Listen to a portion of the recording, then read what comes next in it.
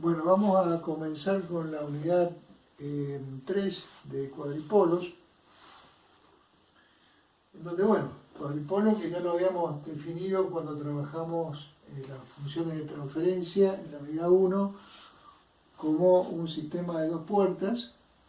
Evidentemente vamos a contar con tensiones y corrientes en ambas puertas, que van a ser las cuatro variables que vamos a manejar, las cuatro que tenemos. De entrada, observen que las tensiones y las corrientes van a trabajarse siempre de manera operacional. Tensiones y corrientes son operacionales.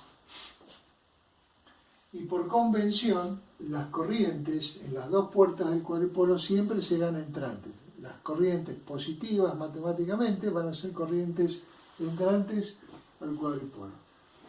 En consecuencia, teniendo dos puertas y cuatro variables, da lugar a la relación entre ellas que se van a manifestar en sistemas de ecuaciones.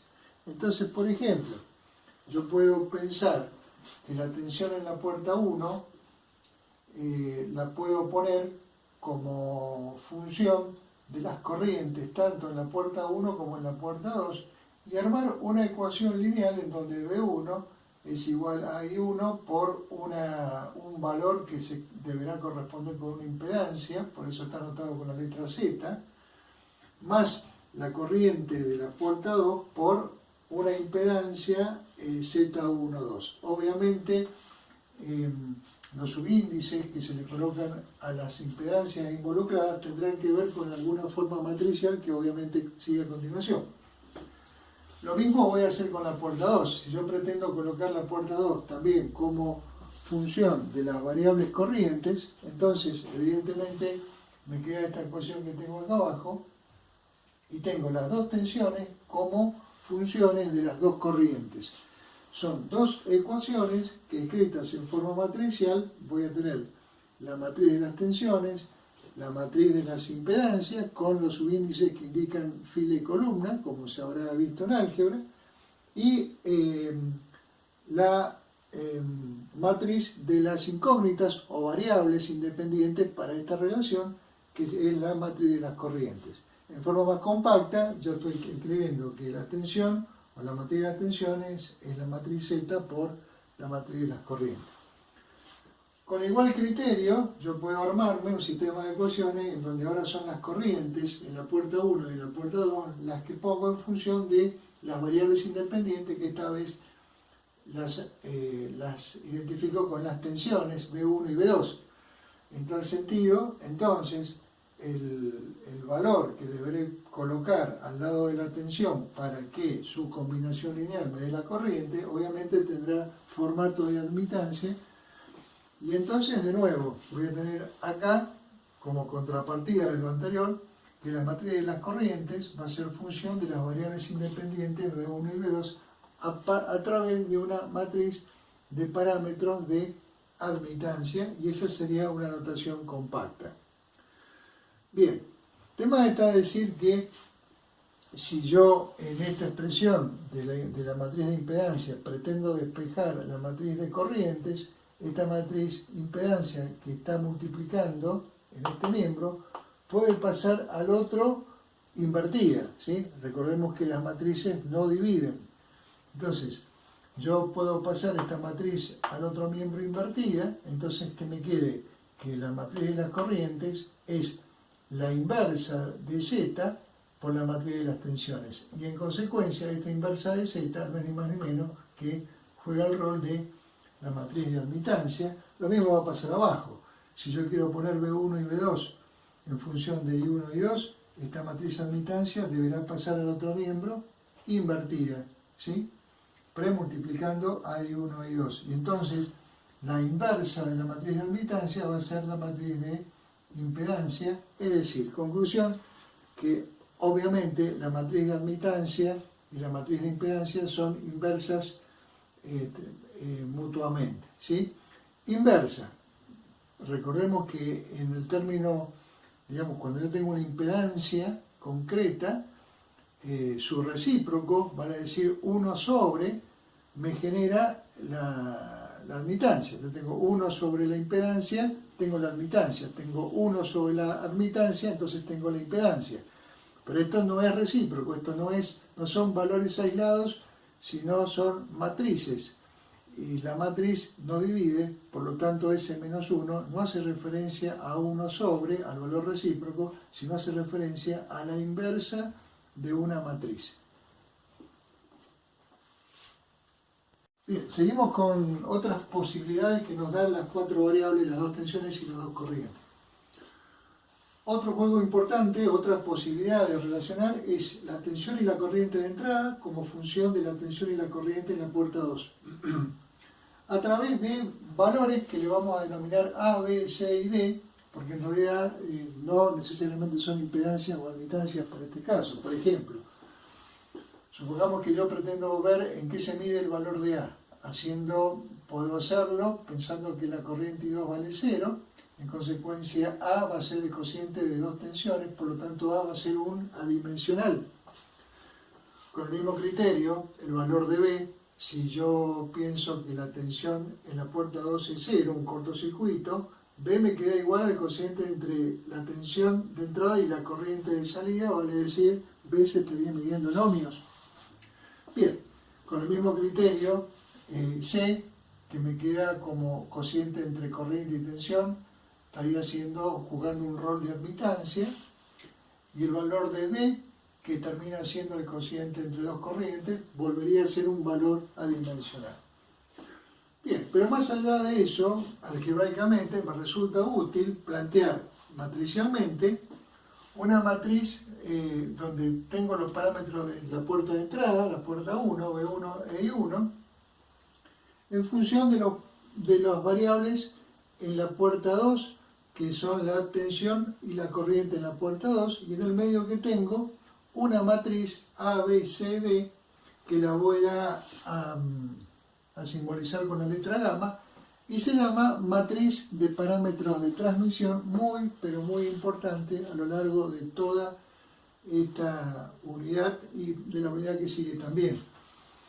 Bien, simplemente acá habría que rescatar una sutileza del planteo formal, y es que justamente en el sistema de ecuaciones que define los parámetros de transmisión, acá la corriente I2 va con signo cambiado, y ese signo cambiado debe quedar manifestado en la matriz de variables, ¿sí?, independientes, que son las tensiones y las corrientes en la puerta 2. Ese signo cambiado debe estar presente no en los coeficientes B y D, no dentro de la matriz, sino dentro de la matriz de las incógnitas en la posición correspondiente a la corriente en la puerta 2. Bien, ¿qué otra posibilidad tengo de poder jugar con las 4 variables que tengo en un cuadripolo? Bueno, acá tengo otra, por ejemplo, yo puedo poner la tensión en la puerta 1 como combinación o como función de la corriente en la misma puerta 1 y la tensión en la puerta 2. Y puedo jugar con la corriente en la puerta 2 como función nuevamente de la corriente en la puerta 1 y de la tensión en la puerta 2.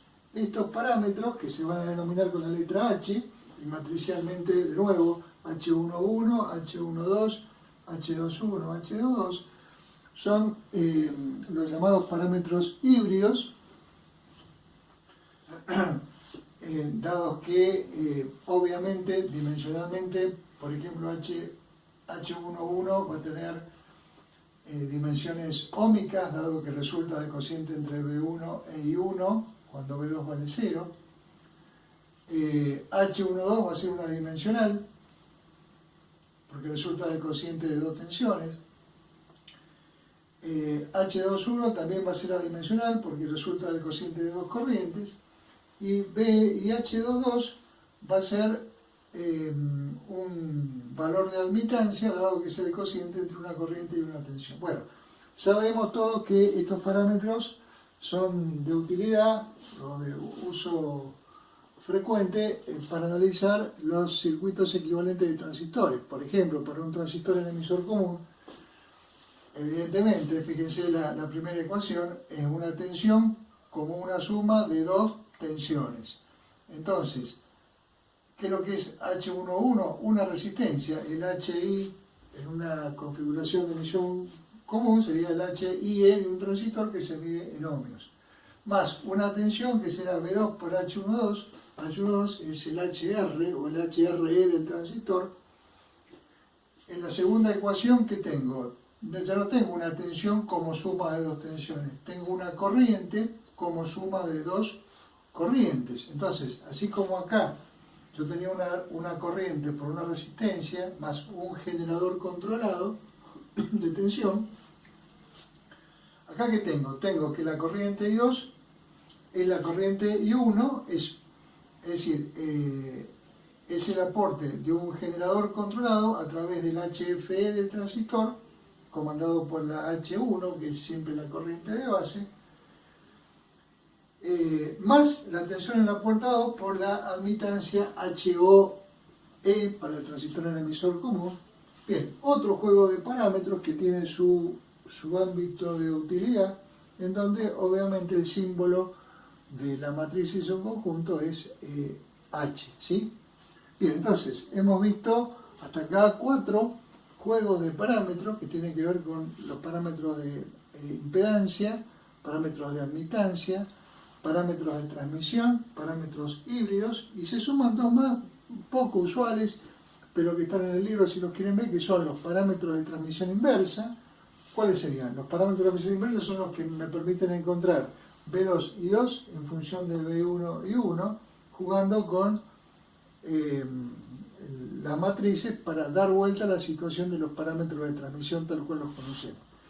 Y la otra posibilidad es los parámetros híbridos, pero al revés, es decir, los que me permitirían tener I1, B2 como función de B1 e I2, parámetros que se denominan con la letra G, poco usuales, pero si se necesitan están en el libro. Bien, importante a esta altura deducir o observar del libro lo siguiente. Los cuadripolos pueden ser pasivos o no, dependiendo de si tienen o no generadores controlados. Por ejemplo, justamente recién estábamos haciendo referencia a estos parámetros híbridos que tienen como aplicación típica un transistor. Y en un transistor yo tengo generadores controlados. Claro que lo tengo. En la malla de salida yo tengo un generador controlado que está dado por esta expresión. Es decir, es un generador controlado que aporta una tensión como consecuencia del control que hace la tensión de salida en la tensión de entrada con un parámetro HR del transistor. Y en la puerta de salida también tengo un generador controlado. ¿Dónde está? Y porque me dice que I2 es consecuencia de la tensión B2, ¿sí? Pero en este nodo aparece un generador de corriente controlado por la corriente I1. Entonces, el transistor es un caso de un cuadripolo en donde yo tengo generadores controlados y en consecuencia el circuito no es pasivo. Si el circuito es pasivo es porque no tiene generadores controlados, simplemente tendrá valores de impedancias y matricialmente debemos tener como algo importante que si entonces el circuito es pasivo, en una matriz de parámetros de impedancia es porque los elementos de la contradiagonal Z12 y Z21 son iguales. Si el cuadripolo pasivo lo tenemos a través de una matriz de admitancia, también los elementos de la contradiagonal I12 y I21 son iguales. Y si el mismo cuadripolo lo tenemos matemáticamente a través de los parámetros de transmisión, que son, digamos, parámetros de impedancia, parámetros de admitancia y parámetros de transmisión, vamos a ver que a la hora de resolver problemas son los más frecuentes de tener. Digo, si la pasividad la pretendemos medir en una matriz asociada a un cuadripolo pasivo, entonces el determinante de esa matriz de parámetros de transmisión vale decir A por D, los elementos de la diagonal principal, menos B por C, los elementos de la contradiagonal, me tienen que dar 1 para esta condición de pasividad. Y también es importante en muchas aplicaciones la cualidad de cuadripolo simétrico. El cuadripolo simétrico es cuando yo tengo un cuadripolo colocado de esta manera, y si yo lo doy vuelta, pongo la puerta 2 en lugar de la puerta 1, entonces la puerta 1 me queda en lugar de la puerta 2, el circuito asociado no se entera. Vale decir por qué, porque da lo mismo ponerlo de un lado que del otro, porque el cuadripolo es simétrico. Bien, y matricialmente, ¿cómo me doy cuenta, dentro de los numeritos que están dentro de una matriz de un cuadripolo, cuando el cuadripolo es simétrico? Bueno, no solo Z12 es igual a Z21, que son los elementos de la contradiagonal, sino que los elementos de la diagonal principal también son iguales, tanto los parámetros de impedancia como los parámetros de admitancia. Acá también Z11 deberá ser igual a Z22 en matrices de impedancia y matrices de admitancia.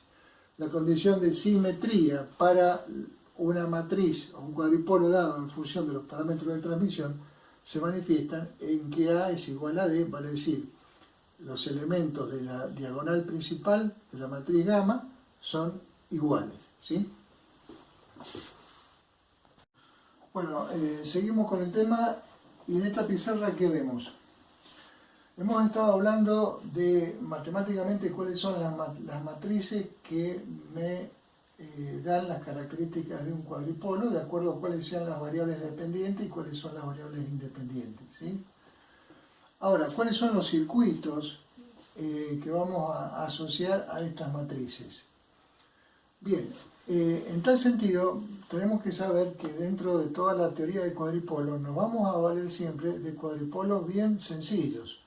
Y esos cuadripolos sencillos, esos cuadripolos básicos, van a tener dos formatos bien característicos. A uno que le llamamos cuadripolo en T, dada su forma que tiene, y otro que le llamamos cuadripolo en pi. Sí, son las dos formas características sencillas con las cuales nos vamos a valer para poder desarrollar y sintetizar circuitos.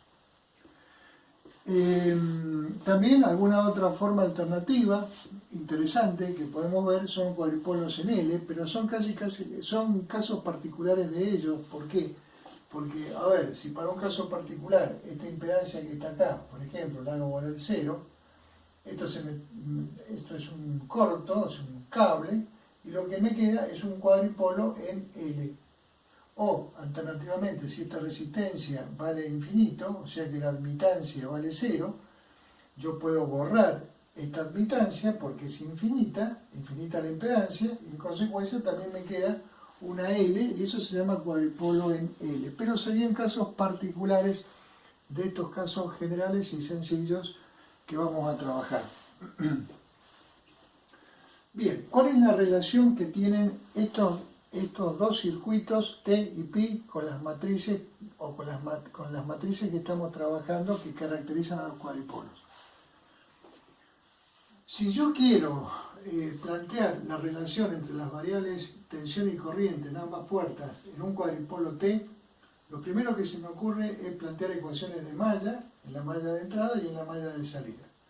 En la malla de entrada tengo que B1 es igual a I1 por Z1 más Z2, más la caída que I2 genera sobre la Z2, que es la impedancia en común a ambas mallas, ¿sí? De igual manera, si leo la malla del lado de la puerta 2, yo tengo que la tensión B2 es I2 por Z2 más Z3, que es lo que tengo acá, más I1 por Z2, que nuevamente es la impedancia en común a ambas mallas y aportan ambas ecuaciones. De tal manera que yo, por supuesto, voy ordenando el sistema de ecuaciones de tal manera que I1 siempre ocupa una posición e I2 ocupan la misma posición. Es importante esa prolijidad porque yo de acá siempre paso a alguna notación matricial. Bien, y para un caso particular, para hacer un ejemplo bien sencillo, he reemplazado las impedancias por valores resistivos. Entonces, por ejemplo, si Z1 vale 1, un ohmio, Z2 vale 2 ohmios, Z3 vale 3 ohmios, Z1, Z2, Z3 son impedancias, es decir, podría ser una combinación de resistencias, inductores y capacitores, serie, paralelo, lo que nosotros imaginemos, puede ir en lugar de Z1, Z2 y Z3. Vale decir, tenemos que esperar en cada una de estas impedancias la variable S distribuida de distintas formas, porque yo estoy pensando que puedo tener inductores y capacitores, por ejemplo, ¿sí? Pero para hacerlo sencillo, de nuevo pongo resistencias. Entonces, ¿cuánto vale Z1 más Z2? Y 1 más 2 vale 3. ¿Cuánto vale Z2? Vale 2. ¿Cuánto vale Z2? Vale 2. Z2 más Z3, 5 ohmios. Bien, ahí tengo una matriz de impedancias, de resistencias básicamente.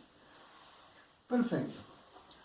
Es muy frecuente dentro del cálculo matricial, de acuerdo a lo que venimos viendo, la necesidad por ahí de buscar la inversa de una matriz. Y por suerte, las matrices que estamos trabajando son como responden a un sistema de dos ecuaciones con dos incógnitas.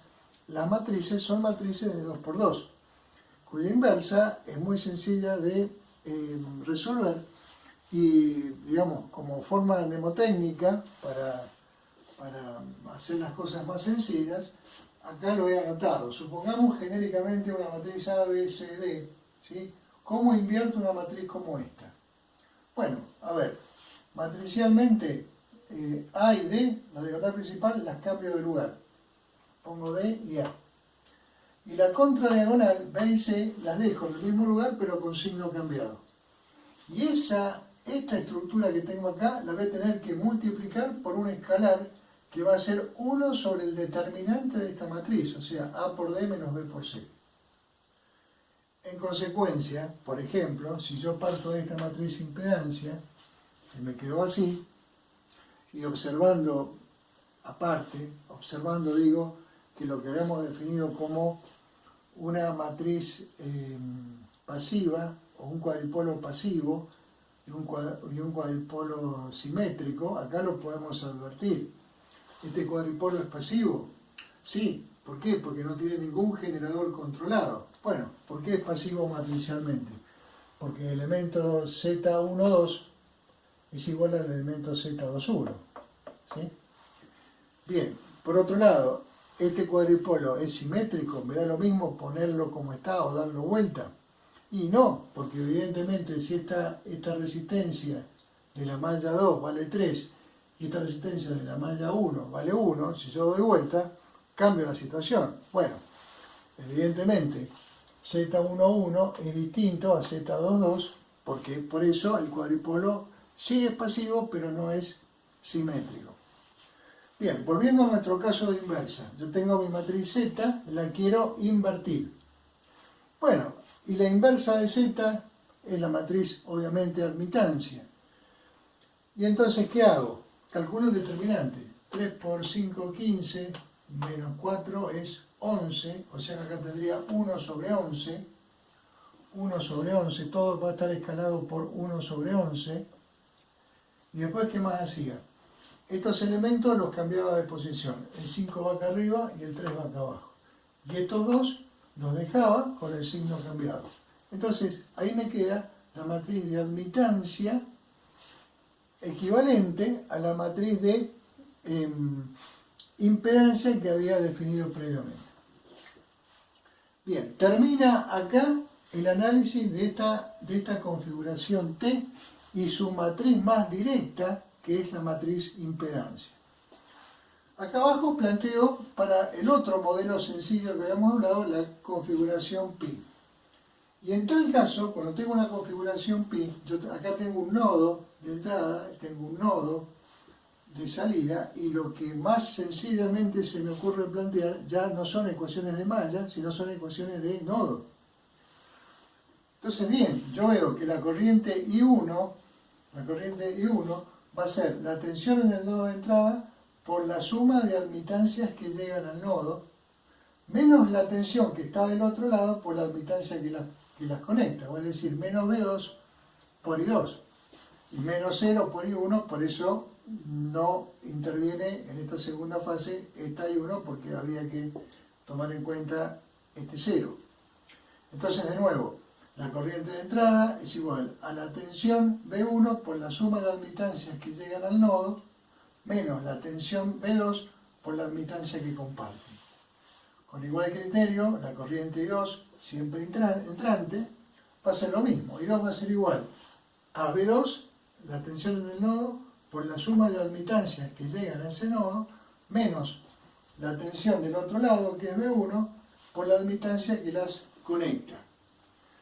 De acá yo puedo rescatar el valor o la forma que queda la matriz de admitancia de un cuadripolo pi pasivo, porque no hay generadores controlados para este caso. Es decir, que lo que me quedaría acá es mi valor I11, esto que está acá es I12, esto que está acá sería I21, y esta suma sería I22, de una forma genérica de una matriz admitancia genérica. Bien, es decir, que evidentemente, así como recién veíamos que de una matriz, de un cuadripolo T, yo tengo una matriz Z, y si tengo una matriz Z, entonces puedo sintetizar, puedo hacer en circuito una matriz T, tengo una relación. Así también yo observo que si me toca trabajar con un cuadripolo pi, lo más directo es rápidamente acceder a su matriz de admitancia. Y si por el contrario a mí me dan una matriz de admitancia y me dicen hágala o transfórmela en un circuito eléctrico, bueno, sé que I2 tendrá que ver con la impedancia o con la admitancia, perdón, de esta conexión, y que conociendo I2 puedo rescatar cuánto vale la admitancia que está acá, y también conociendo I2 puedo saber cuánto vale la admitancia que está acá. Es decir, tengo una relación entre circuito y matriz. Y para terminar un poquito el tema, suponiendo que yo parto de este circuito T y pretendo hacer un circuito pi que cumpla las mismas funciones que este circuito T, vale decir, imaginemos que esta configuración T está en el medio de una serie de cuadripolos, está conectada, ¿sí? El resto del circuito, yo quiero cambiar este circuito por un circuito en pi, sí que el resto del entorno del circuito que tenía se entere, ¿sí? Tengo que cambiarlo por un cuadripolo equivalente que funciona de igual manera. ¿Qué tengo que hacer? Bueno, evidentemente yo de la matriz T, lo más directo fue construir una matriz Z. Si ahora quiero una configuración pi, entonces yo sé que la configuración pi la identifico con la matriz admitancia. ¿Qué hago? En la matriz Z la invierto y encuentro la matriz admitancia equivalente a la matriz Z, es el valor inverso. Equivalente me refiero circuitalmente. Entonces, con esta matriz admitancia yo digo, a ver, si menos I2 es menos 2 sobre 11, quiere decir que I2 es 2 sobre 11. Este valor I2 va a ser igual a 2 sobre 11, ohm a la menos 1, sería así. Bien, si yo sé que I1 más I2 es 5 sobre 11, conociendo cuánto vale I2, entonces I1 me va a quedar igual a 3 sobre 11. 3 sobre 11. Lo mismo hago con el valor de I3. Si yo sé que todo esto vale 3 sobre 11 e I2 vale 2 sobre 11, entonces I3 termina valiendo 1 sobre 11. ¿Sí? Es decir, si yo tengo un cuadripolo T, en donde acá tengo un ohmio, acá tengo 2 ohmios, y acá tengo 3 ohmios, un cuadripolo resistivo, lo puedo cambiar por un cuadripolo pi que va a cumplir las mismas funciones, en donde la resistencia que tengo acá va a ser 11 tercios ohmios, la resistencia que pongo acá va a ser 11 medios y la resistencia que pongo acá va a ser 11 ohmios, ¿sí? Y los dos cuadripolos van a funcionar exactamente de la misma manera, aunque son cuadripolos distintos, ¿sí?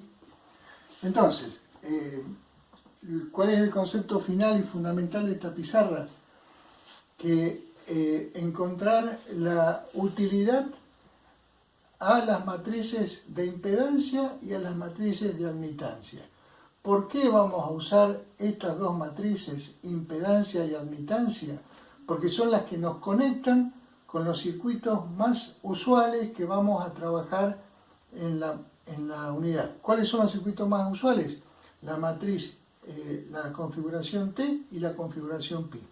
Entonces, yo puedo pasar de la matriz Z al circuito T o del circuito T a la matriz Z. Y puedo pasar de la matriz admitancia al cuadripolo configuración pi o de la configuración pi al cuadripolo a la matriz admitancia, ¿sí? Y puedo pasar de uno a otro si quiero, invirtiendo las matrices de acuerdo al ejemplo que hemos visto ahora. Bien, ahora vamos a ver lo siguiente. Recién vimos la natural conexión que hay entre los dos circuitos que vamos a usar típicos, T y Pi, con dos matrices que los identifican, que son Z e I, ¿sí?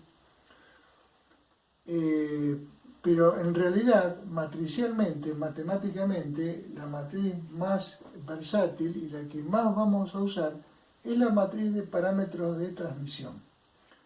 Entonces va a ser necesario poder encontrar la matriz de parámetros de transmisión, vale decir los valores A, B, C y D, correspondientes a un cuadripolo T o a un cuadripolo Pi, o en general de cualquier matriz de parámetros híbridos, del parámetro que sea, yo siempre voy a tener la necesidad de pasar a un cuadripolo, a una matriz, perdón, de transmisión. Entonces, en el libro aparecen expresiones de cálculo que me permiten llegar de una matriz a otra. Ahora yo voy a explicar un método general que sirve para pasar de cualquier matriz a cualquier otra matriz, ¿sí? No tengo ninguna restricción, lo único que tengo que tener bien en claro es cuáles son las variables dependientes e independientes de cada juego de parámetros que yo quiero trabajar para poder hacer el paso de una matriz a otra. Para eso me voy a valer del mismo ejemplo que no lo borré de la pizarra anterior. Yo tenía este cuadripolo en T resistivo, y entonces, bueno, planteando las ecuaciones de malla, obviamente la relación que me aparece es las tensiones en función de las corrientes, y lo que tengo en el medio es la matriz Z asociada al cuadripolo T. Pero supongamos que yo en algún algoritmo o en alguna aplicación de este cuadripolo yo no necesito la matriz Z, que es la que naturalmente obtuve, sino que necesito la matriz gamma, la matriz de parámetros de transmisión. Entonces, ¿cómo la obtengo? ¿Y cuál es ese procedimiento general que yo digo que me permite pasar de cualquier matriz a cualquier otra, por ejemplo, de la matriz Z a la matriz gamma? Veamos. Bien, la matriz Z que me quedó definida acá, en definitiva, ¿qué es lo que es? Que B1 es 3 por I1 más 2 por I2, para este ejemplo, y que B2 es 2 por I1 más 5 por I2. Perfecto. ¿Qué es lo que yo quiero obtener? Yo quiero obtener una matriz de transmisión con parámetros A, B, C y D de esta manera, en donde yo estoy relacionando B1 e I1 con B2 e I2 en ese orden, matricialmente en ese orden. Entonces, ¿qué voy a hacer? Yo parto de las ecuaciones que tengo del circuito que obtuve, o de la matriz que me dieron como dato, en donde tengo B1, tengo I1 y tengo I2. Y entonces, ¿qué voy a hacer? Voy a tratar de armarme de esta ecuación, voy a tratar de armarme una ecuación en donde lo que tenga en el primer miembro va a tener que ver con B1 y con I1. Y lo que tenga en el segundo miembro va a tener que ver con B2 y con I2 porque es a la matriz de parámetros de transmisión a la cual yo quiero acceder. Bien, entonces, ¿qué me queda? A ver, ¿qué tengo que tener en el primer miembro? B1. ¿Tengo B1? Sí, acá está, B1. Y tengo que tener I1. I1 está en el segundo miembro acá. ¿Qué hago? Lo paso al primero. Entonces me queda B1 menos 3 veces por I1. En el primer miembro. En el primer miembro yo tengo que tener B1 e I1. Y en el segundo miembro, de nuevo, tengo que tener B2 e I2. Acá me quedó B1 e I1 en el primer miembro. Y en el segundo miembro me tiene que quedar B2 e I2. B2 acá no está. Bueno, entonces tendré 0 por B2. E I2, sí, 2 veces I2. 2 veces I2. Y acá me queda esta primera ecuación que resultaba de la ecuación de Mayer y respondía a una matriz Z. Me queda una ecuación en donde lo único que he hecho es cambiar de miembro las variables de tal manera que me aparezcan en el primer miembro, como digo, B1 e I1 en ese orden, y en el segundo miembro B2 e I2 en ese orden. ¿Por qué? Porque quiero pasar a una matriz de transmisión. Lo mismo hago con la segunda ecuación de Mayer, que provenía de la matriz Z. Entonces, yo digo, B1 y 1. ¿Tengo B1 acá? No, no tengo. Entonces pongo 0 por B1. ¿Qué otra cosa necesito en el primer miembro? I1. ¿Tengo I1 acá? Sí, 2 y 1. Entonces paso ese 2 y 1 que está sumando, lo paso restando al primer miembro. ¿Y esto queda igualado a qué?